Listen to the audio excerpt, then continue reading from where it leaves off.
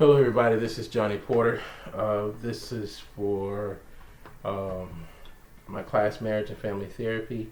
I am interviewing Robyn Porter, my wife, and she is a math teacher in high school. She teaches at Billerica High. She is also a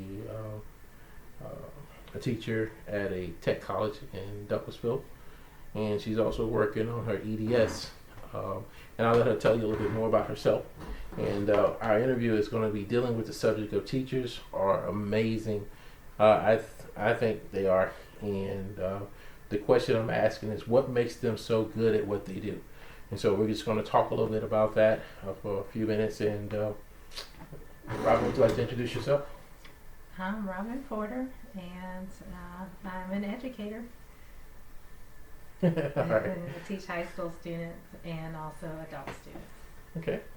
So Robyn, I really wanted to ask you, I get a chance to see a lot of what you do as as your husband, and I think you're a pretty amazing teacher. I chose this subject because I don't think I could do what you do, and I find what you do absolutely interesting, and so I don't see how you do it personally. I've been a teacher of pre-K, and some people say I don't see how you can do that with small children, but I think you're amazing. And so I had a few questions I want to run by you, and you kind of just talk to me and tell me what your thoughts are. First question I want to ask you, how do people as smart as teachers are, as you teachers are, why do why would you put yourself through this, as a teacher? You don't have a lot of pay, at least for the hours you put in. Can you tell me why you do it? Kind of explain the hours. What do you guys do, like summertime? Like you're out this for the summer now, and I think you're still working pretty hard, right? Yeah. So we get to school about 30 minutes before the students, just to prepare and set up for the day. And then we engage with the students all day long. Many of us hold after-school tutoring sessions, and then we go home and probably spend an hour or two, and some people maybe more, planning for the next day. Well, Mm-hmm. aren't you supposed to have teacher planning during the day to do those things? Yeah, every teacher has one class period that's called their planning time. We typically use that time for meetings, to meet with our collaborative teams or to have faculty meetings. Mm-hmm. Occasionally there are no meetings, and we're able to prepare for the next day by making copies and planning lessons and that kind of thing. Do you remember when you first became a teacher? And if so, what do you think being a teacher meant to you back then in comparison to what it means to you now? What does it mean to be a teacher? If you could go back and ask, the younger Robyn when she first started, how different is your definition now? I think a lot of things changed for me when I became a mother. When I first started teaching was my second career, so it wasn't the thing I prepared for during college. So I got kind of a baptism by fire preparation for teaching. Mm-hmm. I took a 40-hour class, and then I got a job at Fulton County Schools at Creekside High School. And during my first year of teaching, I had to also attend classes, I think it was once a month in the evening, to get the things I needed that other traditional teachers that took the traditional path got in college. And so my path towards teaching was a little bit different. And a lot of the things I learned on the job. Did a lot of the stuff you had beforehand kind of help with that, as far as your ability to learn the process? As much as possible, but nothing in a book can really prepare you. I mean, anytime you're dealing with people, people are just different. Mm-hmm. Everybody's different, and so when you got 30 kids in a room and 150 kids on your roster daily, there's nothing they can tell you that's going to prepare you to deal with all those people Wow. and their different personalities and their parents' personalities Oh, got it. and that kind of thing. So Wow. yeah, they gave us what they could, the principles and the dispositions that we should have, but yeah, nothing prepares you like doing it. Yeah. Well, you know, when you look at teachers, you know, across a wide spectrum of ages, languages, ethnicities, and even subjects, you know, that they, you know, are skilled at teaching or that they've trained in teaching, what would you describe the skills that they would need to have to be successful? You know, what skills would they need? So it's kind of in two major categories. You need to have content knowledge. That's the thing that you decide to teach. You not just content knowledge, but you have to be passionate about that topic. Because if you're not passionate about the thing that you're required to teach, the kids can tell, and you'll get burnt out pretty quickly. Mhm. The second thing is more of a social emotional thing. Like you have to have a certain disposition to be a teacher. Mm-hmm. You've got to have patience. Right. You've got to have a certain empathy, and there's another word I'm looking for. I'm sorry, I'm a little tired, but where you are not offensive, Mm-hmm. but you speak in a way that is patient. Mhm. And You have to know. have some kind of connection, maybe, or understanding. right, diplomacy. Dip- That's what I'm oh, looking yeah, for. yeah, You have to diplomacy, be for diplomatic, sure. especially when you're dealing with parents as Mhm, well. mhm. You got to get your point across, but you have to do it in a non-offensive way. Now, how do you differentiate that or manage that when you're tired? Because it sounds like your schedule is extremely heavy, and you Well, know. I mean, those are the things you can't really teach a teacher. You can bring it to someone's attention, Mhm. but really it's kind of a certain way a person has to be. I personally feel like being a teacher is a calling and a purpose, a larger purpose. And I mean, you can quickly tell those individuals who aren't called to teach. They are the ones that end up on the news and the ones that Mhm. quit after a year or two. Yeah, Um, yeah, and that just goes to show that, I mean, the day in the life of a teacher can be very complex. mhm. And possibly even rewarding. Like, do you have like some Absolutely. really great days where you just like, this is why I chose to do Oh, this yeah. job? It's just like parenting in a sense. I mean, Mhm. it's the hardest job you'll ever love. I mean, it's exhausting, it's draining, it takes everything out of you. But on the other hand, there's nothing else as rewarding as teaching and parenting, because that's in essence what we're doing. We're surrogate parents a lot of times to these kids if you do it right. If you do it right. Mhm. So that does require you to sometimes make yourself vulnerable to your students. To, you know, you're understanding that you are kind of sharing that role with their parents, and you're that parent away from home, or Mhm. when they're out of sight of their parents, and you kind of have that parental relationship, I guess, or Mhm. connection. Yeah, I think skilled teachers understand that. Well, this is something my dad always told me, that people don't care how much you know until they know how much you care. Mm-hmm. That relationship building with the students is what can make or break your being able to teach them anything. Like they just won't hear you if you have not established that connection. Yeah. So I'm sure a lot of times your students kind of go home with you, you know, Oh, for sure. and the teacher's job, you know, doesn't necessarily end with the school day. Oh, definitely not. And I know as a husband, you know, I've seen you come home, and you know, I think it seems like sometimes, you know, for me, I don't get you back until the summer. You know, Yeah, yeah. it's kind of like during the school year, Always on. always 24/7. on 24/7. We go to sleep at night thinking about either Mhm. something that happened the day before or something we got coming up, observation, or Mhm. you know, this kid seemed a little off yesterday. I wonder what's going on. Yeah. There's lots of It's just emotionally expensive.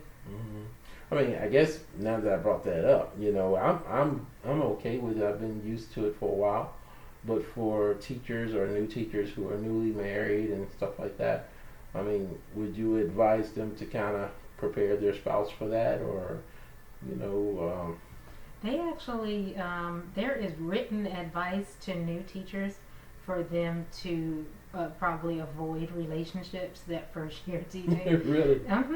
Yeah, it's well known that that very first year, I mean, a teacher makes, I forgot what the actual statistics are, but so many decisions in a day, more than, your average worker. I mean, we're constantly making decisions, and kids are asking questions, and you have to decide, am I going to do this, am I going to do that? You're always on the fly and thinking. And your first year, that's not automatic. And so every decision you make, you mull over, and by the time you get home, you're so exhausted that you really don't have anything else to share with anybody else. So they do suggest that you take a year or two, those first couple of years of teaching, and just focus on that. Yeah, I guess the spouse, for male teachers, I'm sure their wives experience the same thing, having children all day or whatever. I wonder. I wonder myself, if male teachers have the same. I wonder if they're spouses respond the same way. better at turning it off when they get home. I don't know. Maybe don't that's know. a male-female thing. I just don't know. Yeah, I think I got used to it. I really do. I think I got used to it. While at the same time, when we started having children, we both were on once we got home, so we didn't necessarily do that. But there were times when I had to take the kids, and you had to go study or prepare lessons, and sometimes I'd go to bed and you still be up. Sometimes 3 o'clock in the morning working, and so I guess a teacher's job doesn't really end with the school day. It just don't. And well, what are some of the long and short term implications for your your family, your relationship with your family, as we were talking about the husband or maybe their wives in a reverse role. What are some of those long term or short term implications that can affect them when it comes to being a relationship teacher? I don't know if it's any different for teachers than it is for any other professionals in that regard. I mean, everybody needs to find a way to have some space for their loved ones when they come home, and just be able to turn it off somehow, or I don't know, work around the things you are required to do, and still spend the time with the family. But what makes a great teacher for you with all that going on and everything? What makes a great teacher? Like what model do you think about when you start thinking about a great teacher? Like, did you have great teachers in your life that you would identify as really great teachers? Yeah, I had favorite teachers, and it really didn't have anything to do with the subject that they taught, or it really was that relationship that was built, and that's actually the stuff that probably good teachers don't have to prepare for. The preparation is all the other stuff. We have to do the content planning, the lesson planning, the nuts and bolts of what we teach, which is, I guess, kind of reassuring that the kids, eventually that remember you is not because your lesson went well or didn't go well. It was because you cared. And I guess that brings me to the point of dealing with administrators, the powers that be from the school board, making decisions for the classroom, or decisions that are going to impact the student and the teacher. Even government, as far as cutting funding. I remember, who was it? Governor Perdue had like cards that they would give you guys to help pay for supplies and things like that, but that was cut off. What's that connection like for you as a teacher, trying to make a difference in a child's life on a daily basis, but having to also deal with the powers that be that are over you, and they have their people to deal with too? What's that like for you? Yeah, it's frustrating. because a lot of times we're being asked to do some pretty impossible things, or at least it feels that way. But I think you'll find that most teachers will do what they have to do for their students. I feel like my highest priority is not to impress my supervisors, but I have to report to those students every day. And that is the most important thing to me. I need to be prepared. I need to be well rested. I need to take care of myself so that I can, present for them. They're the ones that need it. I do what I do for them. And if an administrator happens to come in that day and I don't get a check mark for something, it doesn't bother me quite as much if I know I did everything I needed to do to take care of those students that day. So but it is mighty frustrating, the things that are pushed down and required of us. So really standing in front of the classroom is a part of your daily duty. Standing in front of the classroom is a huge part of your daily responsibilities. And you don't look at it as just standing in front of them and sharing. You look at it as... You have to be prepared. You have to have something to say. It has to be well planned out. You have to...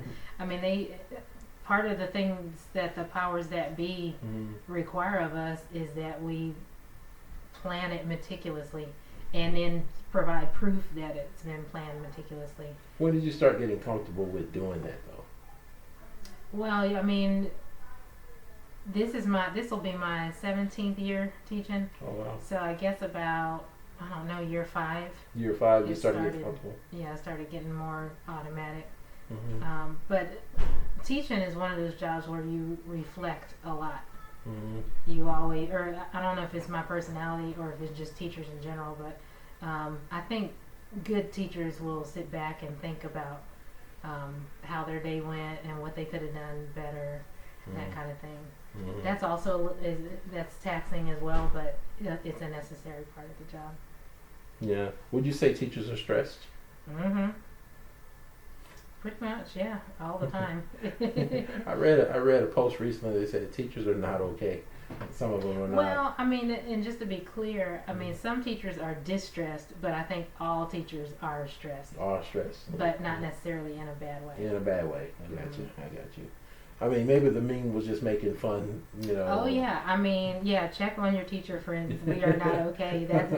That's a real thing come May. That's a real thing. And you guys do have counselors there. Do y'all take advantage of that sometimes? They're not there for us. We probably need some. Really? But I know they're called counselors, but the very little part of their job is to counsel anybody. Isn't that something? We really need true counselors there. The counselors do a lot of other non-counseling stuff like preparing for testing, scheduling, registration, that kind of thing. A very small part of their day is counseling students, and none of it that I'm aware of is counseling the teachers. Wow, it sounds like there's a real need there. Yeah. Wow. So, should teachers love to educate students? And is there a hallmark? Would you consider that a hallmark for being a great teacher? Do they need to love teaching children? I would say so. If you hope to have some longevity in the field, there's lots of teachers who don't love children, and the children can tell. Usually the kids come home and say, I don't like that teacher, and what you can hear as a parent is that teacher doesn't like me, and that's probably true. That teacher doesn't have long left in the classroom. They're going to leave in 3 years or less. Yeah. But if you're in the profession to stay, you better love what you do. Wow. I can imagine that at some point you learn to love educating kids, or does it just at some point you just... I think you love it or you don't. I could be wrong, but it's just one of those things. Either it's for you or it's not. Or it's not, right? Okay. And you can tell, like if you're there for 3 years, you'll know if it's not. And you've been a teacher for 17 years, you say? Wow.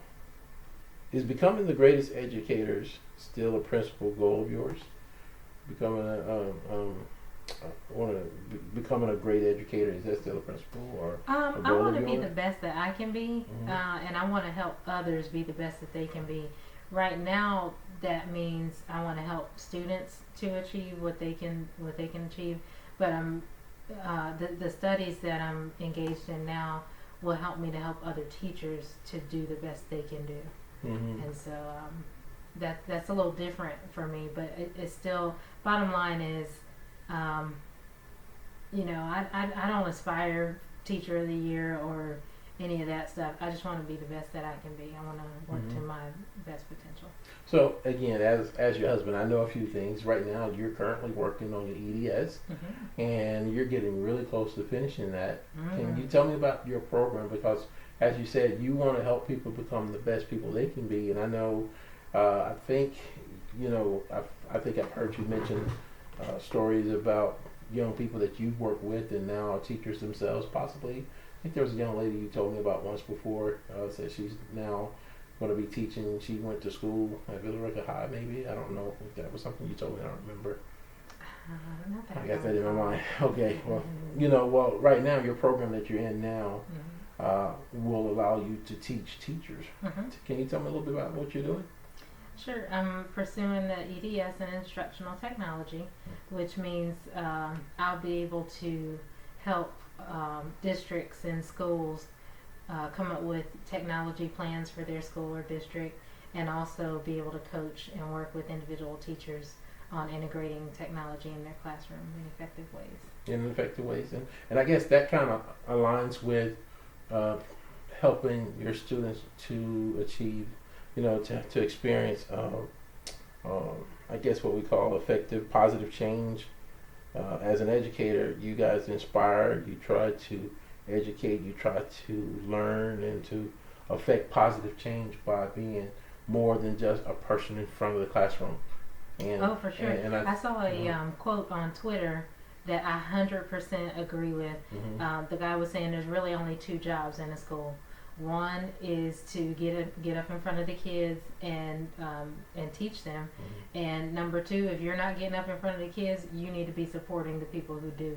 mhm, That's the only two jobs in any school. So if there ever comes a time when I'm not in the classroom, I'll be doing what I can for teachers to support them so that they can teach their kids. It's all about student achievement and yeah. student well-roundedness. And So your program that you're in does that for you in a sense.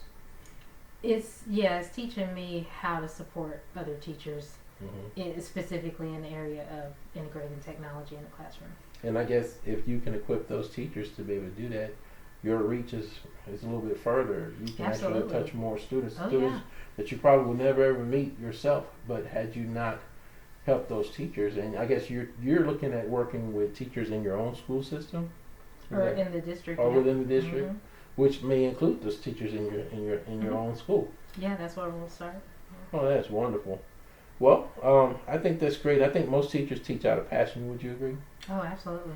And when I guess the question I have is, does that wear off? And when does it wear off, if it does? That passion. Well, I think you'll also find most teachers are lifelong learners themselves. Mm. A lot of us got into teaching or stayed in teaching because we love to learn, and that's a real. I think any good teacher will continue learning in their field. Prior to this EDS program, I went and got my master's in secondary math education, and that stretched me, further than I thought I would ever be stretched mathematically.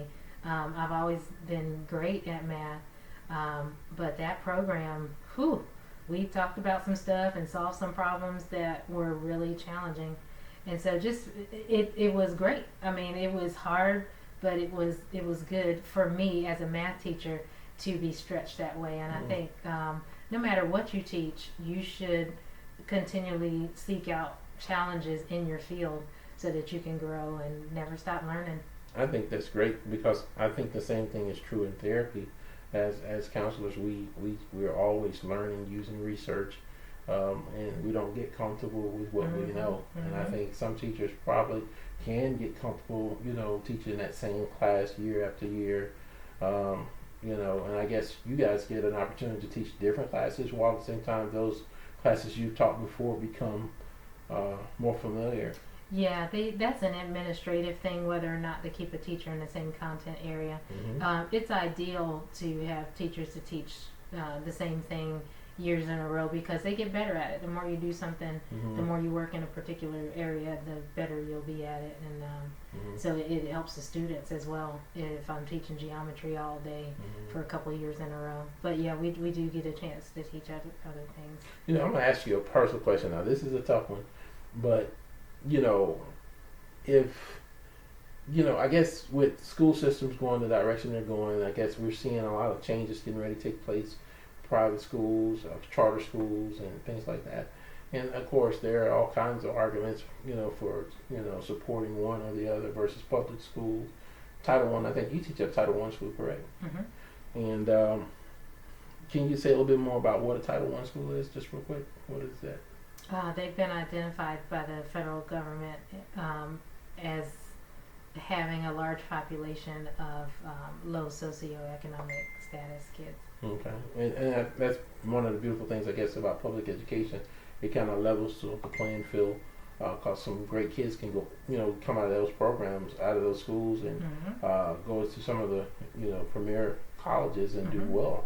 Yeah, if they work hard. If they work hard, exactly. So, you know, and so I guess the next question I wanted to ask you was, and it's kind of a hard question, is like if those children who are experiencing behavioral, you know, difficulty adjusting, but they're acting out versus learning, you know, does that affect the other students in the classroom? I'm assuming that it does, and if so, it can. It just depends on the kid. Yeah, I've certainly seen it in my 18 years where you've got one or two students that are disrupting the rest of the class. It happens. And would you say, you know, do you feel some kind of way? I've spoken with teachers in the past about, you know, if education should be a right or should it be a privilege. I guess that's kind of a sensitive question. Would you be open to kind of say anything about that? You know, what is your thoughts about that? Do you have any? Well, not really. None that are productive since here in America we've got that compulsory school law. So like any other ideas I have are just pie in the sky. they're gonna come to school. We're gonna get who we get. Yeah, and we have to deal with them. Yeah. Well, in closing, I want to ask this last question here, I believe. As we come to the end of the survey, would you say that great teachers learn something new every day? And was this something, if you learned anything, would you say that it's something you'd hope you'd get from becoming a teacher? Yeah, good teachers will definitely learn something new every day. Again, one of the great things about being a teacher is that you never stop learning. That's one thing that you're teaching by example to your students. You're continuing to learn and grow each and every day. Okay. Well, thank you so much. Thank you so much for spending time with me, and I appreciate it. I think, again, you're a great teacher, and I think as a teacher who makes a difference, you're able to recognize how your programs are helping kids, you know, and I know you got some kids who are in honors classes and stuff like that you work with, and I know that you're very mindful to treat all your kids the same, especially at the levels where they are. And how do you differentiate, I guess, you know, your kids who are getting it versus those kids who might need a little extra help? You know, how are you balancing that in your approach to teaching? Because I know there are a lot of those kids sometimes are integrated in those classes, would you say? Right. So, and that's one of the things that teachers are skilled to do, or that's one of the focuses that the powers that be try to help us to learn, is that we have to, you mentioned that we treat all students the same. That's actually not the goal, because people are different. So if I treat them all the same, they're not going to get what they need. The whole idea is to be able to give kids what they need, which means you have to know them. And again, with the relationships, if you don't know your kids, know your students, you know, and let them know you, it's going to be mighty tough to meet them where they are. You don't know where they are. So a lot goes into just establishing that good rapport, Mm-hmm. and then having those strategies, those pedagogical strategies Mm-hmm. to be able to spend time with this kid and, you know, let this kid learn something online that you've, you know, that you've designed elsewhere. Mm-hmm. So it takes a lot of work and a lot of planning, but it's also rewarding. It gives kids what they need. Right, and in your world of education, there's a lot of standardizing, correct? And I guess you can't necessarily apply that approach to your teaching in the classroom, even though the testing, the tests are standardized, the testing are standardized. which is pretty hypocritical in all of our view. But again, that's something that we don't have control over. Mm-hmm. The best we can do is to try to meet the kids where they are, Mm-hmm. and just hope for the best on the standardized tests. Now, what they did start doing a couple of years ago was, instead of basing or looking at kids how they did on the test, they do look at how they did on the test, but they also look at, did they grow from last year, Mm-hmm. which is huge. Because if you've got a kid with a disability and they're just not going to get the 10th grade stuff I'm going to give them. But if I can bring them up from where they were, maybe they couldn't add or subtract. I don't know how they got to me without not being, without being able to do Wow. that, but I get some. Mm-hmm. And what Mhm. if I can help them be able to add and subtract this year? They didn't get any geometry, Mm-hmm. but I helped them add and subtract. Mhm. That's good. They're now measuring growth. That's right. You can And measure so, growth. That's right. That is a great. I mean, teachers do that anyway, but it's yet more motivation for teachers to go ahead and spend that time. Whereas before, you can see where some teachers may say, you know what, that kid is lost. He's not going to pass that test anyway. Let me Mhm. spend my energy over here with this kid. Mm-hmm. And so I'm grateful for some of the changes that they made, where they're now looking at growth instead of just that hard number at the end, how they did on that test that day. Yeah. Again, I think the whole goal, the whole purpose of us talking today was just to kind of identify, what is the life like for a teacher? It sounds really rewarding, but it sounds very, sounds busy. And, it sounds like something you wouldn't dare choose to do if you didn't really enjoy it on some level. Oh, yeah. Makes you wonder, why do you do that to yourself? But Again, it's not just what we like to do, but it's, for a lot of us, is what we feel called to do. you're called to do. And I get that. yeah, if we're not here for those kids, who will be? Right. And that's something we can't run away from, most of us. Yeah. So even if I try to go and do something else, it probably wouldn't be as fulfilling to me as Right. teaching. Wow. Again, I think this is what makes you guys really great.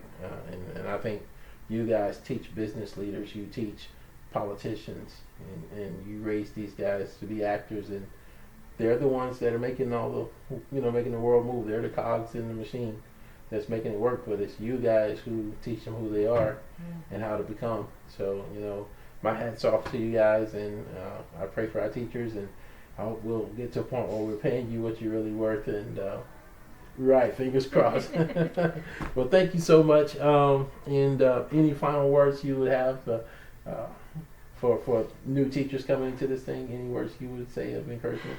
I would say don't give up. Give it a couple of years. Mhm. You definitely have your days where you are like looking in the want ads or the classifieds to try to find something new, but stick with it. It gets better. It gets That's better. cool. Well, I'm really thankful for teachers like you, and I can think right now of some teachers that just come to my mind who I truly believe I would not be who I am today if it weren't for them. And so I think it's because of people like yourself and people like them that we are truly, truly blessed. And I think, you probably have professors right now who are really impressing you, and you're a teacher, but they're teaching you as a teacher. Mm-hmm. And I know I have some teachers who have really been good, and I appreciate them as well. So thank you for spending this time, and hats off to all our great teachers, all right?